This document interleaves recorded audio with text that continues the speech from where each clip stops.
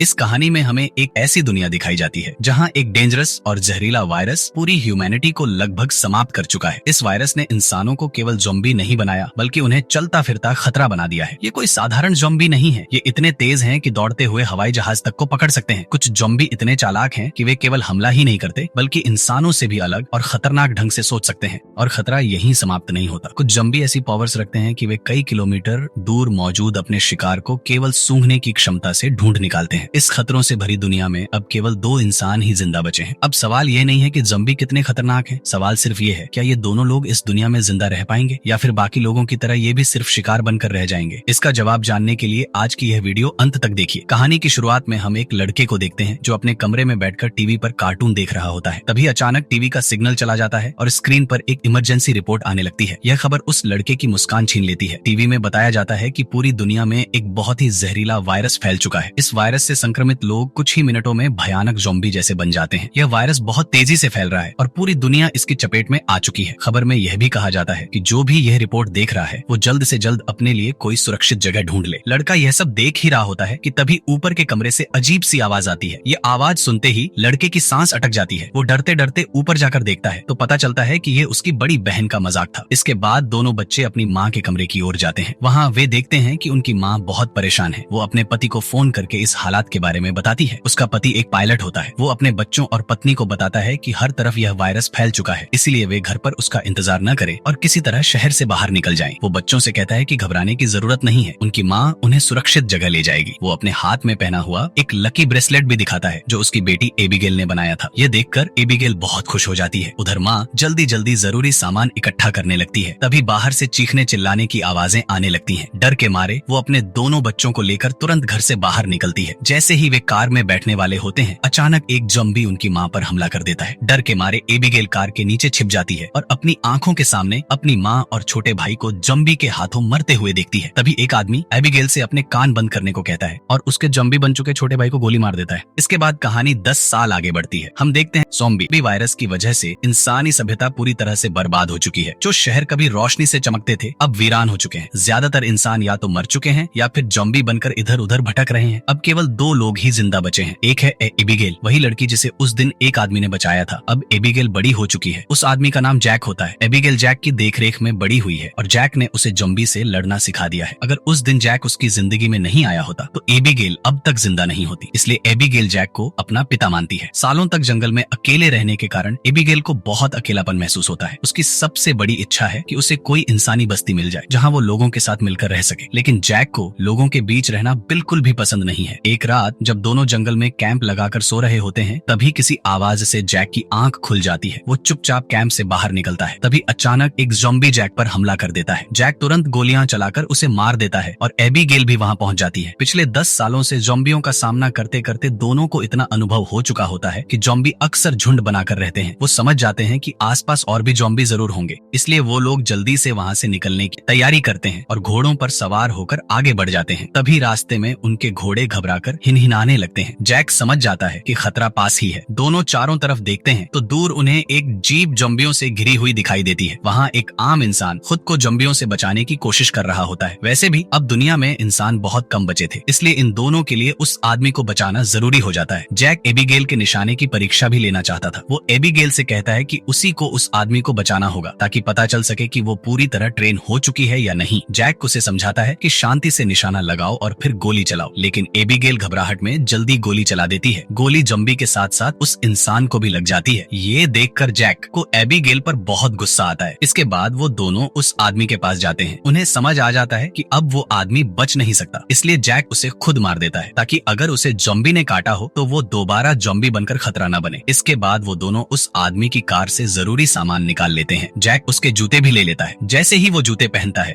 तभी वहाँ 3 गाड़ियों में कुछ लोग आ जाते हैं। उन्हें देखकर एबिगेल खुश हो जाती है। अगले ही पल पास के जंगल से तेज आवाजें आने लगती हैं। चारों तरफ से बहुत सारे ज़ॉम्बी तूफान की तरह उनकी ओर बढ़ने लगते हैं। वो इतने तेज होते हैं कि भागने का मौका ही नहीं मिलता। मजबूर होकर सब लोग वहीं हथियार निकालकर मुकाबला करने लगते हैं। हालांकि सबके पास हथियार होते हैं लेकिन ज़ॉम्बियों की संख्या बहुत ज्यादा होती है। ज़ॉम्बी एक एक करके कई लोगों को काट लेते हैं। बचे हुए लोगों के पास छिपने की कोई जगह नहीं रहती और थोड़ी ही देर में बहुत कम लोग जिंदा बचते हैं। अपने साथियों को मरते देखकर काले चेहरे वाला ज़ॉम्बी और ज्यादा गुस्से में आ जाता है। उधर ये चारों किसी तरह ज़ॉम्बियों से बचकर गाड़ी में सफर कर रहे होते हैं। रास्ते में जैक पीछे बैठी एक औरत से पूछता है कि वो कौन है और यहाँ क्या कर रही थी। तब पता चलता है कि ये लोग शिप टाउन नाम की जगह जाना चाहते हैं जहाँ सुरक्षित इंसान रहते हैं और जरूरी सुविधाएं मौजूद हैं। वो सब वहाँ जाकर एक सामान्य जिंदगी जीना चाहते थे। यह सुनकर एबिगेल बहुत खुश हो जाती है क्योंकि वो हमेशा से ऐसी ही किसी जगह पर जाना चाहती थी। लेकिन जैक कहता है कि उसे ऐसी कोई कॉलोनी नहीं पता। वो पिछले 10 सालों से इधर उधर भटक रहा है लेकिन उसने कभी ऐसी जगह नहीं देखी। तभी अचानक रास्ते में उनकी गाड़ी खराब हो जाती है। इस दौरान एक गर्भवती महिला का पति, जिसका नाम डेविड होता है, बाहर आता है और बताता है कि वो मैकेनिक है और गाड़ी ठीक कर सकता है, लेकिन औजार न होने की वजह से गाड़ी ठीक नहीं हो पाती। मजबूरी में ये लोग गाड़ी वहीं छोड़कर पैदल चलने लगते हैं। कई किलोमीटर चलने के बाद वो एक वीरान सोसाइटी में पहुंचते हैं। ऊंची इमारतें अभी भी खड़ी होती हैं, लेकिन हर तरफ सन्नाटा और मौत की शांति छाई होती है। सबसे पहले वो लोग पूरी जगह की अच्छे से जांच करते हैं। जब उन्हें कोई खतरा महसूस नहीं होता तो वो रात वहीं रुकने का फैसला करते हैं। रात में आग जलाकर खाना पकाया जाता है। एबिगेल शिप टाउन जाने के लिए बहुत उत्साहित होती है। वो गर्भवती महिला से उस जगह के बारे में बातें करने लगती है। बाद में जैक कहता है कि सुबह होते ही दोनों अलग अलग रास्तों पर चले जाएंगे। यह सुनकर एबिगेल खुश नहीं होती। वो जैक से बहस करती है और कहती है कि डेविड अपनी गर्भवती पत्नी को अकेले सुरक्षित नहीं ले जा पाएगा, इसलिए हमें उनके साथ जाना चाहिए। लेकिन जैक समझाता है कि जहाँ ज्यादा लोग होते हैं वहाँ खतरा भी ज्यादा होता है। एबिगेल जैक के फैसले से नाराज होकर वहाँ से चली जाती है। दोनों को इस बात का अंदाजा नहीं होता कि वही काले चेहरे वाला ज़ॉम्बी उनकी गाड़ी को सूंघते हुए वहाँ तक पहुँच चुका है। अगली सुबह एबिगेल छत पर बैठकर अपने बचपन की तस्वीरें देख रही होती है। तभी नीचे पेड़ों के बीच सरसराहट की आवाज आती है। वो समझ जाती है कि ज़ॉम्बी अंदर घुस आए हैं। वो सबको चेतावनी देने के लिए नीचे दौड़ती है, लेकिन तभी एक ज़ॉम्बी उसके पीछे लग जाता है। एबिगेल खुद को बचाते हुए सीढ़ियों पर चढ़ती है और पीछा कर रहे ज़ॉम्बी को धक्का देकर नीचे गिरा देती है, लेकिन इस दौरान उसका संतुलन बिगड़ जाता है और वो खुद भी गिरने वाली होती है। तभी सही वक्त पर जैक आकर उसे बचा लेता है। थोड़ी देर बाद काले चेहरे वाला ज़ॉम्बी अपने साथियों के साथ वहाँ पहुँच जाता है क्योंकि उसे पता चल जाता है कि उसका साथी यहीं मरा था। लेकिन वो सब पहले से बिछाए गए जाल में फंस जाते हैं जिसमें कई ज़ॉम्बी मारे जाते हैं। धमाके की आवाज सुनते ही जैक समझ जाता है कि ज़ॉम्बियों का झुंड उस जगह तक पहुंच गया है जहां वो लोग पिछली रात रुके थे। इसका मतलब ये था कि ज़ॉम्बी अभी भी उनका पीछा कर रहे हैं। लेकिन राहत की बात यह थी कि वो लोग समय रहते उस जगह को छोड़ चुके थे। चलते चलते एबिगेल को याद आता है कि थोड़ी दूर पर एक छोटा सा हवाई अड्डा है जहाँ उसके पिता काम किया करते थे। वो जैक से कहती है कि शायद वहाँ कोई हवाई जहाज बचा हो जिससे वो आसानी से शिप टाउन तक पहुँच सकते हैं। लेकिन जैक इस बात से सहमत नहीं होता। वो कहता है कि एयरपोर्ट एक खुली जगह होती है, अगर ज़ॉम्बियों ने वहाँ घेर लिया तो बचने का कोई रास्ता नहीं होगा। ऊपर से यह भी तय नहीं है कि वहाँ कोई हवाई जहाज मिलेगा या नहीं। काफी समझाने के बाद एबिगेल के बार बार कहने पर जैक वहाँ जाने के लिए मान जाता है। इसके बाद वो लोग एयरपोर्ट पहुँचते हैं, लेकिन वहाँ उन्हें कोई भी हवाई जहाज दिखाई नहीं देता। जैक कहता है, देखा मैंने कहा था ना यहाँ कुछ नहीं मिलेगा। लेकिन तभी वो लोग एक छोटे से गैराज तक पहुँचते हैं। जैसे ही गैराज का दरवाजा खोला जाता है, अंदर उन्हें एक छोटा सा हवाई जहाज मिल जाता है। ये देखकर सब बहुत खुश हो जाते हैं क्योंकि अब शिप टाउन तक पहुँचने की उम्मीद जिंदा हो जाती है। हालांकि ये हवाई जहाज काफी समय से इस्तेमाल में नहीं था। डेविड बताता है कि उसे थोड़ा ठीक करना पड़ेगा और वो 10 से 15 मिनट में इसे चालू कर सकता है। जब तक डेविड जहाज ठीक करता है, जैक और एबिगेल एयरपोर्ट पर जरूरी सामान ढूंढने लगते हैं। तभी डेविड दूरबीन से देखता है कि दूर से बहुत सारे ज़ॉम्बी उनकी तरफ आ रहे हैं जो जल्द ही एयरपोर्ट तक पहुंच सकते हैं। वह दौड़कर डेविड को चेतावनी देता है कि जल्दी से हवाई जहाज शुरू करना होगा वरना ज़ॉम्बी उन्हें मार देंगे। एबिगेल तुरंत पायलट की सीट पर बैठ जाती है और वहाँ रखी किताबें देखने लगती है। उसके पिता पायलट थे, इसलिए उसने उनसे हवाई जहाज चलाने की थोड़ी जानकारी सीखी हुई थी। उधर जैक ज़ॉम्बियों को गोली मारकर उन्हें रोकने की कोशिश करता है। काफी मेहनत के बाद एबिगेल किसी तरह प्लेन स्टार्ट कर देती है, लेकिन तब तक बहुत देर हो चुकी होती है। कई ज़ॉम्बी रनवे तक पहुंच जाते हैं। उनकी रफ्तार बहुत तेज होती है। उनमें से एक ज़ॉम्बी जहाज के दरवाजे तक भी पहुंच जाता है, लेकिन जैक समय रहते उसे गोली मार देता है। आखिरकार एबिगेल जहाज को कंट्रोल कर लेती है और वो लोग उड़ान भर लेते हैं। जहाज में बैठे सभी लोग बहुत खुश होते हैं क्योंकि उन्हें लगता है कि अब वो सीधे शिप टाउन पहुंच जाएंगे। लेकिन यह खुशी ज्यादा देर तक नहीं टिकती। थोड़ी ही दूरी पर जाने के बाद जहाज के इंजन से धुआं निकलने लगता है। क्योंकि यह हवाई जहाज पिछले 10 सालों से उड़ान में नहीं गया था, उसका इंजन खराब हो जाता है और जहाज नीचे गिरने लगता है। जैक समझदारी से काम लेते हुए जहाज को पेड़ों के बीच क्रैश लैंड करा देता है। सबको थोड़ी बहुत चोट आती है, लेकिन सभी की जान बच जाती है। अब जहाज पूरी तरह खराब हो चुका होता है, इसलिए उन्हें फिर से पैदल ही सफर करना पड़ता है। काफी दूर चलने के बाद वो लोग एक सुनसान रेलवे स्टेशन पहुंचते हैं। आसपास खतरा जांचने के बाद जब उन्हें कोई ज़ॉम्बी नहीं दिखता तो वो वहीं रात गुजारने का फैसला करते हैं। मैप देखने पर उन्हें पता चलता है कि अब वो शिप टाउन से सिर्फ 2 दिन की दूरी पर है। यह जानकर सबको थोड़ी उम्मीद मिलती है। वहीं गर्भवती महिला वापस जैक के पास आकर उसका धन्यवाद करती है। वो कहती है कि अगर जैक साथ न होता तो वो लोग यहाँ तक कभी नहीं पहुँच पाते। ये सुनकर जैक का दिल थोड़ा नरम पड़ जाता है। जैक उसे अपनी कहानी बताता है कि जब 10 साल पहले ज़ॉम्बी वायरस फैला था तब उसे अपनी पत्नी को खुद मारना पड़ा था क्योंकि वो उसे काटने आ रही थी। उसी दिन से उसके अंदर का इंसान जैसे मर गया। अब उसकी दुनिया में सिर्फ एबिगेल ही बची है जिसे वो हर हाल में जिंदा रखना चाहता है। इस बीच यह भी पता चलता है कि डेविड को ज़ॉम्बी ने काट लिया था, लेकिन काटने का जख्म छोटा था, इसलिए अभी तक उसका असर धीरे धीरे हो रहा था। डेविड फैसला करता है कि वो अपनी पत्नी को शिप टाउन तक सुरक्षित पहुंचाकर खुद उनसे अलग हो जाएगा। अगली सुबह चारों फिर से सफर शुरू करते हैं। रास्ते में जैक को डेविड का व्यवहार अजीब लगने लगता है। उसे शक हो जाता है कि डेविड संक्रमित हो चुका है। जैक उसे एक अलग जगह ले जाता है जहाँ उसकी पत्नी और एबिगेल नहीं दिखती। जैक डेविड की पैंट ऊपर करता है और उसे ज़ॉम्बी के काटने का निशान दिख जाता है। अब जैक को यकीन हो जाता है कि डेविड जल्द ही ज़ॉम्बी बनने वाला है। वो उससे पूछता है कि वो खुद मरना चाहता है या फिर जैक उसे मारे। डेविड कहता है कि वो किसी को नुकसान नहीं पहुंचाएगा और अगर हालात बिगड़े तो वो खुद को मार लेगा। यह सुनकर जैक उसे छोड़ देता है। चलते चलते रात हो जाती है और आगे उन्हें एक घर दिखाई देता है। जैक बंदूक तानकर आगे बढ़ता है। तभी अचानक तेज रोशनी चमकती है और स्पीकर से आवाज आती है कि अपने हथियार नीचे रख दो वरना गोली मार दी जाएगी। अब उन्हें समझ आ जाता है कि अंदर ज़ॉम्बी नहीं बल्कि इंसान है। तभी एबिगेल आगे बढ़ती है। एबिगेल आगे बढ़कर कहती है कि उनका यहाँ आने का मकसद किसी को नुकसान पहुंचाना नहीं है, उन्हें सिर्फ मदद चाहिए। तभी उस घर का मालिक बाहर आता है। वो कहता है कि वो उन्हें खाना देगा और रात गुजारने देगा, लेकिन एक शर्त पर, सभी को अपनी बंदूकें बाहर ही छोड़नी होंगी। जब वो लोग अपने हथियार बाहर रख देते हैं तो वो आदमी उन्हें घर के अंदर ले जाता है। अंदर जाकर वो बताता है कि वो एक वैज्ञानिक है और यहाँ अकेला रहता है। वो कहता है कि अगर चाहता तो कहीं और जा सकता था, लेकिन ऐसी सुनसान जगहों पर उसे रिसर्च करने में आसानी होती है। वो उन सबको बहुत अच्छा खाना देता है जिसे देखकर सभी हैरान रह जाते हैं, लेकिन उसकी बातें सुनते हुए सबको कुछ अजीब सा लगने लगता है। वैज्ञानिक कहता है कि यह वायरस भले ही खतरनाक है, लेकिन इसके जरिए इंसान अपग्रेड भी हुए हैं। उसके मुताबिक कमजोर लोग खत्म हो जाएंगे और ताकतवर लोग ज़ॉम्बी बनकर जिंदा रहेंगे। वो ये भी कहता है कि ज़ॉम्बी सिर्फ खाने के लिए जीते हैं, तरक्की के लिए नहीं। इसीलिए दुनिया पर राज करने का हक भी उन्हीं का होना चाहिए। उसकी यह सोच सुनकर चारों को बहुत अजीब लगता है। इसी दौरान डेविड की तबीयत और ज्यादा खराब होने लगती है। वो बाथरूम जाता है और शीशे में देखता है कि उसके शरीर में वायरस पूरी तरह फैल चुका है। जब वो वापस हॉल में आता है तो देखता है कि जैक और बाकी सब लोग बेहोश पड़े हैं। दरअसल वैज्ञानिक ने शराब में बेहोशी की दवा मिला दी थी। यह देखकर डेविड वैज्ञानिक पर हमला करने की कोशिश करता है, लेकिन अचानक उसे बहुत कमजोरी महसूस होती है और वो जमीन पर गिर जाता है। वैज्ञानिक बताता है कि उसने सालों की मेहनत से एक खास डिवाइस बनाई है जिससे वो दुनिया में कहीं भी जा सकता है और ज़ॉम्बी उसका कुछ नहीं बिगाड़ सकते। वो ये भी बताता है कि इस डिवाइस की मदद से वो ज़ॉम्बियों को कंट्रोल कर सकता है और अब पूरी दुनिया को अपने इशारों पर नचा सकता है। इसके बाद डेविड बेहोश हो जाता है। जब डेविड को दोबारा होश आता है तो वो देखता है कि वो और उसके साथी बंधे हुए हैं और वैज्ञानिक उन पर एक्सपेरिमेंट करने वाला है। तभी वैज्ञानिक कहता है, क्या तुम मेरी पत्नी से मिलना चाहोगे? इसके बाद हम उसकी पत्नी को देखते हैं जो एक ज़ॉम्बी होती है। वैज्ञानिक ने उसे पिंजरे में बंद कर रखा था और इंसानों को पकड़कर उसे खिलाता था। यह डिवाइस भी उसने अपनी पत्नी पर एक्सपेरिमेंट करके ही बनाई थी। जैसे ही वैज्ञानिक पिंजरे का दरवाजा खोलता है, उसकी पत्नी सबसे पहले उसी पर हमला करने लगती है, लेकिन वो उसे कंट्रोल करके चारों की तरफ भेज देता है। ज़ॉम्बी जैक पर हमला करती है, लेकिन जैक उसे लात मारकर पीछे धकेल देता है। तभी डेविड वायरस की ताकत से रस्सियां तोड़ देता है और अपने साथियों को भी आजाद कर देता है। खतरा समझकर घर का मालिक भाग जाता है। इसके बाद वो चारों अपना सामान उठाकर जल्दी से बाहर निकल आते हैं। किस्मत से बाहर उन्हें वैज्ञानिक की गाड़ी मिल जाती है और वो उसी में बैठकर जंगल की ओर निकल जाते हैं। लेकिन वैज्ञानिक हार मानने वाला नहीं होता। वो अपने डिवाइस से ज़ॉम्बियों के झुंड को कंट्रोल करके उनका पीछा करवाता है। जैक गाड़ी की रफ्तार बढ़ाकर ज़ॉम्बियों को पीछे छोड़ देता है, लेकिन आगे रास्ता बंद होता है। अब उनके पास पैदल चलने के अलावा कोई रास्ता नहीं बचता। थोड़ी दूर जाने के बाद ज़ॉम्बी फिर से उनके पास पहुंच जाते हैं। डेविड समझ जाता है कि उसके पास ज्यादा वक्त नहीं है और वो जल्द ही ज़ॉम्बी बन जाएगा। वो सबको आगे बढ़ने के लिए कहता है और खुद पीछे रुककर ज़ॉम्बियों को रोकने का फैसला करता है। उसकी पत्नी उसे रोकना चाहती है, लेकिन डेविड कहता है कि उसे उनके बच्चे के लिए जिंदा रहना होगा। वो कहता है कि वो ये सब अपने आने वाले बच्चे के लिए कर रहा है। इसके बाद डेविड ज़ॉम्बियों से लड़ने लगता है और बहादुरी से उनका सामना करता है। वो काफी देर तक उन्हें रोके रखता है और उन्हें दूर ले जाता है, लेकिन आखिर में एक ज़ॉम्बी उसे मार देता है। जैक मेगन को गोद में उठाकर आगे बढ़ता है और आखिरकार वो लोग उस जगह पहुंच जाते हैं जहां इंसानों की बस्ती होती है। एबिगेल मदद के लिए चिल्लाने लगती है क्योंकि उनके पीछे ज़ॉम्बी आ रहे होते हैं। ऊपर टावर पे बैठे दो सिक्योरिटी उन्हें देख लेते हैं और स्नाइपर से ज़ॉम्बियों को मारकर उन्हें कवर देने लगते हैं। थोड़ी ही देर में उनके लिए एक नाव भेजी जाती है और वो तीनों उसमें बैठकर शिप टाउन के अंदर पहुंच जाते हैं। काले चेहरे वाला ज़ॉम्बी अपने साथियों को आगे बढ़ने से रोक देता है क्योंकि आगे पानी होता है और ज़ॉम्बी उसे पार नहीं कर सकते। उधर मेगन की डिलीवरी होने वाली होती है और उसे तुरंत इलाज की जरूरत होती है। अच्छी बात ये होती है कि शिप टाउन में डॉक्टर और अस्पताल की सुविधा मौजूद होती है। अगली सुबह दिखाया जाता है कि कई बड़े जहाजों को जोड़कर एक पूरा शहर बनाया गया है जिसके चारों तरफ पानी होता है। जैक एबिगेल से कहता है कि अब उन्हें यहाँ से चले जाना चाहिए, लेकिन एबिगेल यहीं रहने का फैसला कर लेती है क्योंकि उसे लोगों के बीच रहना अच्छा लगने लगता है। इसी बात पर जैक और एबिगेल के बीच बहस हो जाती है। तभी एक डॉक्टर आकर बताती है कि मेगन ने एक बेटी को जन्म दिया है, लेकिन ज्यादा खून बहने की वजह से वो ज्यादा दिन जिंदा नहीं रह पाएगी। यह सुनकर जैक बहुत उदास हो जाता है। जैक जल्दी से अस्पताल के कमरे में पहुंचता है। मेगन बहुत ज्यादा कमजोर हो चुकी होती है। वो अपनी नवजात बेटी को जैक के हवाले करना चाहती है और चाहती है कि उसकी बेटी भी एबिगेल की तरह बड़ी हो। जैक को अपनी मरी हुई पत्नी की याद आ जाती है और वो मेगन की बेटी को अपने पास रखने के लिए तैयार हो जाता है। उधर एबिगेल एक हैंडसम लड़के के साथ समय बिता रही होती है। उसने कभी सोचा भी नहीं था कि इतने सारे लोग एक साथ बैठकर हंस सकते हैं, गा सकते हैं, शराब पी सकते हैं और जिंदगी को ऐसे एंजॉय कर सकते हैं। यही देखकर उसका यहाँ रुकने का फैसला और पक्का हो जाता है। थोड़ी देर बाद एबिगेल उस लड़के को चुपके से एक केबिन में जाते हुए देखती है। शक होने पर वो भी उसके पीछे चली जाती है। अंदर जाकर वो देखती है कि पूरा केबिन तारों और बमों से भरा हुआ है। वहाँ एक बड़ा सा वायरलेस स्विच भी लगा होता है। जैसे ही एबिगेल उस स्विच को छूती है तभी वो लड़का भाग कर आता है और बताता है कि शिप टाउन के नीचे बम लगाए गए हैं। अगर कभी इस जगह पर ज्यादा खतरा बढ़ गया तो लोग यहाँ से निकल जाएंगे और बाहर से इस पूरी जगह को उड़ा दिया जाएगा। लेकिन दोनों को अंदाजा नहीं होता कि वो दिन इतनी जल्दी आ जाएगा। उधर वही पागल वैज्ञानिक गुस्से में शिप टाउन तक पहुंच जाता है। इसी दौरान जैक को भी पता चल जाता है कि ज़ॉम्बियों ने हमला कर दिया है। जैक को एबिगेल की चिंता सताने लगती है और वो उसे ढूंढने निकल पड़ता है। ज़ॉम्बियों को मारता हुआ आगे बढ़ते बढ़ते वो आखिरकार एबिगेल तक पहुंच जाता है। दूसरी तरफ वैज्ञानिक भी वहां पहुंच जाता है और एबिगेल को जोर से मारकर नीचे गिरा देता है। यह देखकर जैक गुस्से में वैज्ञानिक की ओर दौड़ता है, लेकिन तभी एक ज़ॉम्बी बीच में आकर जैक को धक्का देता है और वो नीचे टैंक में गिर जाता है। वैज्ञानिक भी वहां पहुंच जाता है और जैक से बदला लेने की कोशिश करता है। वैज्ञानिक जैक को लात मारकर गिरा देता है, लेकिन जैक जानता था कि उससे सीधी लड़ाई बेकार है। वो चालाकी से वैज्ञानिक पर हमला करता है और उसके हाथ में लगे कंट्रोल डिवाइस को दीवार पर मारकर तोड़ देता है। अब वैज्ञानिक के पास ज़ॉम्बियों को कंट्रोल करने की ताकत नहीं बचती और कुछ ही देर में वो खुद ज़ॉम्बियों का शिकार बन जाता है। अच्छी बात यह थी कि इस कैंप में पहले से भागने का रास्ता बना हुआ था। कई बचे हुए लोग सुरंग के जरिए नदी के दूसरे किनारे पहुंच जाते हैं। जब बम चालू करने का वक्त आता है तो वो हैंडसम लड़का बटन नहीं दबाता, क्योंकि एबिगेल अभी भी शिप टाउन में फंसी होती है। इधर जैक और एबिगेल बाहर की ओर भागने लगते हैं, लेकिन पीछे से ज़ॉम्बियों का राजा एबिगेल को पकड़ लेता है। तभी जैक तेजी से लकड़ी से ज़ॉम्बी राजा के सिर पर वार करता है और वो पीछे गिर जाता है। उसी पल एबिगेल की नजर ज़ॉम्बी राजा के हाथ में बंधे एक ब्रेसलेट पर पड़ती है। वो ब्रेसलेट वही होता है जो उसने बचपन में अपने हाथों से अपने पिता के लिए बनाया था। तभी एबिगेल समझ जाती है कि ये ज़ॉम्बी राजा कोई और नहीं बल्कि उसका पिता है, लेकिन अब वो इंसान नहीं, एक खतरनाक ज़ॉम्बी बन चुका होता है। जैक एबिगेल का हाथ पकड़कर उसे जबरदस्ती वहां से खींच कर ले जाना चाहता है। तभी वो हैंडसम लड़का दोनों को भागते हुए देख लेता है और मजबूरी में वायरलेस रिमोट का बटन दबा देता है। देखते ही देखते पूरा शिप टाउन धमाके में तबाह हो जाता है। हालांकि लड़ाई अभी खत्म नहीं होती। कैंप का सरदार भी वहां पहुंचता है, लेकिन लड़ाई के दौरान उसे ज़ॉम्बी ने काट लिया होता है। हैरानी की बात यह होती है कि ज़ॉम्बी राजा भी उस धमाके में बच गया होता है। जैक दौड़कर ज़ॉम्बी राजा से लड़ने लगता है, लेकिन वो उसके सामने कमजोर पड़ने लगता है। तभी एबिगेल जमीन से बंदूक उठाती है। वो जानती थी कि सामने खड़ा ज़ॉम्बी उसका पिता है, लेकिन वो जैक को मारने वाला होता है। अगर एबिगेल गोली नहीं चलाती तो ज़ॉम्बी राजा वहां मौजूद सभी लोगों को मार देता। भारी दिल के साथ एबिगेल उस काले चेहरे वाले ज़ॉम्बी राजा को गोली मार देती है। इसके बाद जैक और एबिगेल एक दूसरे को गले लगा लेते हैं। अब जैक, एबिगेल और बचे हुए लोग दूर समंदर में एक सुनसान द्वीप की ओर देखते हैं और वहीं एक नई इंसानी बस्ती बसाने का फैसला करते हैं। इसी के साथ यह कहानी खत्म हो जाती है। अगर वीडियो आपको पसंद आई हो तो चैनल को सब्सक्राइब करना और वीडियो को लाइक करना न भूलें।